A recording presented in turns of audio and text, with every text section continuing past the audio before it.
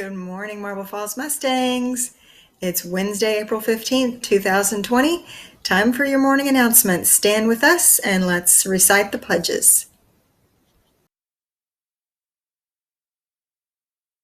I pledge allegiance to the flag of the United States of America and to the republic for which it stands, one nation, under God, indivisible, with liberty and justice for all. Honor the Texas flag. I pledge allegiance to the Texas, one state under God, one and indivisible. Mustang pride begins with me. I'm a learner today, a leader tomorrow, and a Mustang forever. So welcome back, Mustangs. It is Wednesday and it's hump day. And if any of you are feeling like I am, and old Jake here, I'm a little tired. I had a headache for a couple of days and just it's kind of amazing that just being at home, working from home and living in t-shirts and leggings can be tiring. But I think just with everything going on, with all the news, the reports, just trying to grind it out from home and being isolated from people for so long now, just kind of wears on you and can kind of wear you out. So that's kind of how we're feeling. If you're feeling that way, just know it's okay. But we do have a lot of information to get to, so I'm going to jump right in and kind of have to refer to my list because I'm old and forget stuff. So first of all, I don't want to forget birthdays. So happy April 15th birthday to Ava McNamara and Orion Williams. Hope y'all have a great day, guys. Find some way to do something special today. It's also National Rubber Eraser Day. So if you learn nothing else today, you can tell your parents or friends that before the rubber eraser, people used bread to correct or undo their mistakes, their written mistakes. I have never tried that and can't imagine it being very effective, but hey, before erasers, I guess people used whatever they could. All right, so first thing to remind you about is lunch pickup. And the district announced today that in addition to Monday through Friday pickup from 11:30 to 1, they're also going to be providing breakfast and lunch for weekends as well. So on Friday, you can pick up meals for breakfast and lunch through the weekend. And that's going to be for everybody ages 1 through 18. So not just kids that are currently enrolled in Marble Falls ISD. If you have siblings or if you know of families with younger children, they absolutely can receive those meals as well. So as I state every day, it's here at the middle school concession stand by the football field. But if you live closer to Spicewood Elementary School or if you live closer to Highland Lakes Elementary School, the Child Nutrition Services are also providing meals at those campuses. So whichever of the three are closest to you. Still from 11:30 to 1. In addition, remember the Learning Hub. I know I say this every day, but I don't know who watches and how often. So please check that out. Print out your schedule for the week. Make sure that you're on top of checking off all those assignments. And an important reminder about assignments, they are all due at midnight on Sunday. So last thing on Sunday night, any assignments or work that you're turning in during the week are all due at that time. So you may have an assignment for the day. You may have something your teacher wants you to complete for Monday, Tuesday, Wednesday, Thursday, Friday. But all of those things are due at one time on Sunday night. If you finish it sooner or if you're working on it a little bit of it at a time and you turn it in sooner, that's great. My recommendation would be to be pacing yourself out and doing a little bit at a time. But I just want to make sure that you and your parents know that nothing is due officially until Sunday night at midnight. Okay? So check into your Zooms, check into your Google Classrooms, email your teachers. All their contact information is on the Learning Hub front page. There's a box that says teacher contact or staff contact, and you can find your teacher's email there if you don't already know it. And you can ask if you have additional questions about that.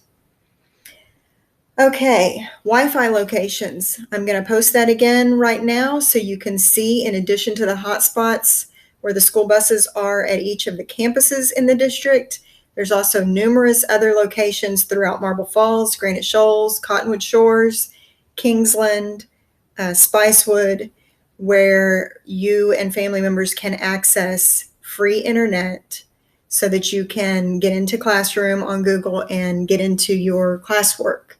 Okay, again, if you have questions about that, you can go to our website to find more information, or you can check in with one of your teachers who can answer some questions about how to access your classwork. Okay, one more quick thing I forgot. I said I was going to mention today, class of 24, 25, 26. So sixth graders, current sixth, seventh, and eighth graders, you have a Google Classroom for your class of.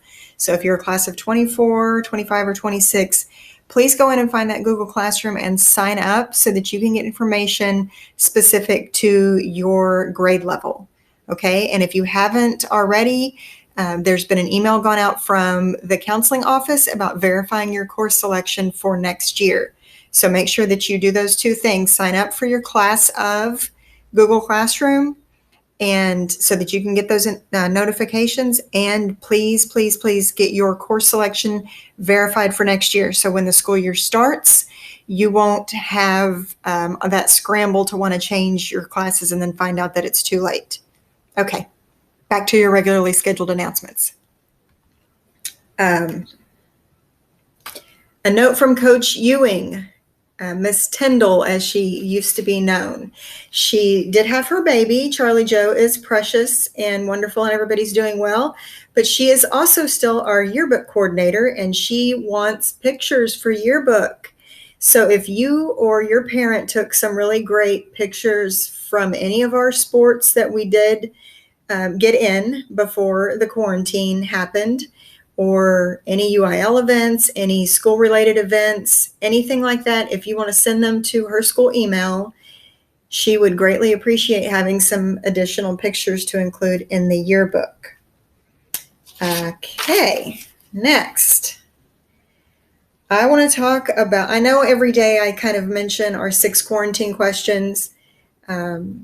What are you grateful for? Who are you connecting with? How are you moving your body, getting outside, creating beauty, letting go of normal? Nothing seems normal right now.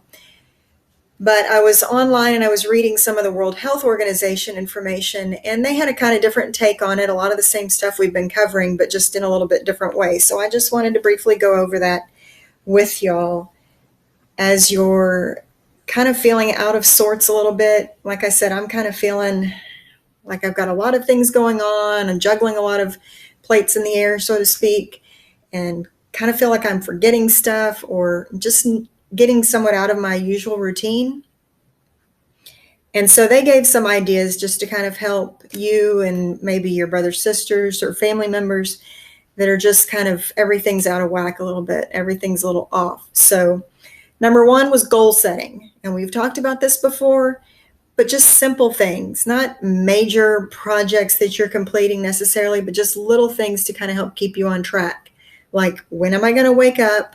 When am I going to eat? When am I going to plan to get schoolwork done? How much of that am I going to get done this morning or this afternoon or today?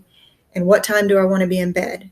Do I want to get 7 to 8 hours of sleep? Do I want to get at least 6 hours of sleep? When do I need to get to bed so that I can get up around that time tomorrow? And the more consistently you do that, the better that you'll feel physically. And when you feel better physically, you feel better mentally and emotionally. So just little things. Those are not huge long-term goals. We don't have long-term anything right now. Everything seems to be changing the information from one day to the next. So if you can just do that, that can really help. Those small, achievable, short-term goals. Take care of yourself, number 2. Eat as well as you possibly can. Maybe you're a very strict 3-meal-a-day eater. Great. Try to make those meals as healthy fats and good protein and whole grain carbs as possible. If you're a snacker, make sure that you know what you're going to be eating so that it's not just like standing in the light of the fridge looking for the first thing you can grab. Again, small little achievable goals. I'm going to do eggs for breakfast. I'm going to do a midday snack of some type of fruit. Again, when you feel better physically, it helps how you feel better mentally and emotionally as well. I always talk about exercise. Really non-negotiable. Move your body when you don't feel like it. You just start doing it. And there's something about the 5-minute rule. If you give yourself 5 minutes to get started doing something, you're likely to be able to go ahead and make it through 20 or 30 minutes of something, which in turn makes you feel very accomplished. Sometimes, to be quite honest, I don't feel like I get anything else done in a day but exercise. And that may just be the 2-mile walk that Jake and I go on every evening. It may be a really hard, intense, high-intensity interval training workout. But anywhere in between, if I'm like, I don't want to, my head hurts, I'm tired, I just get going, and about 5 minutes in, I'm like, yeah, I feel better. I need this. I needed this and didn't know I needed it, and I'm going to keep going and get it done. And then trying to sleep at least 6 hours a night, 6 to 8. More is optimal, but try to do it consistently. Don't get 3 or 4, stay up all night a couple of nights, and then think you can sleep all day Saturday and Sunday. That catch-up thing doesn't really work. So try to pace yourself and be consistent with your bedtime and your wake time throughout the week. Relax. I know it seems obvious. You're not at school. You can wear whatever you want. You can be at home. You can sleep in. But because of everything that's going on in the world, it can be very stressful without us even really knowing it. You're absorbing a lot of intense information and hearing a lot of unfortunate, sad things throughout your day and throughout your week, and that can be very stressful and anxiety-provoking. So looking for ways to enjoy healthy, functional, productive hobbies and activities that help you kind of take your mind off the news and the worries of the world and the worries of your academics, and just enjoy yourself and be able to relax your mind and body. Make connections, talk to your friends and family. You've heard a lot about social distancing. I don't know about you, but a month or so ago, I had never really even heard the term before. Even as a counselor, I'm no expert in epidemiology and infectious diseases and community health, so social distancing was not really a term I was familiar with. But the misnomer in social distancing is that means we need to stay away from everybody all the time. It's really a physical distancing, not a social disconnect.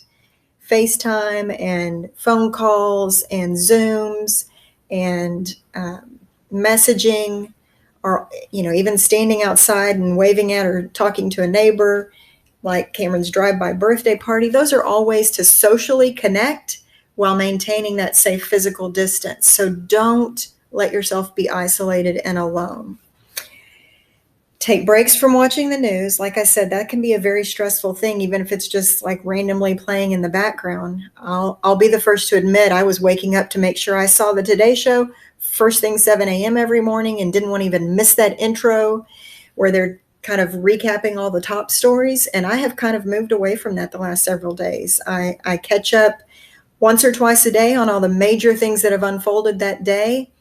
And then I move on to other things, go back to my garden and my flower beds and spend time with my family and concentrate on Marble Falls Middle School work that I need to get done for that day.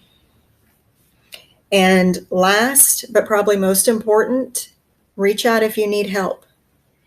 Talk to your teacher, talk to a parent, talk to a counselor, call one of us, email one of us, reach out. Do not isolate yourself.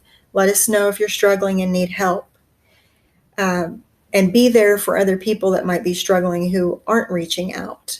So that's one way to kind of get out of your own head too, and kind of stop that wheel from spinning with all the stress and bad news, is to extend your hand in a way that can help somebody else. But reach out to them to help them if they're down. Reach out for yourself if you're struggling. We do not want anybody to feel isolated and alone, even when we have to be physically distanced from each other.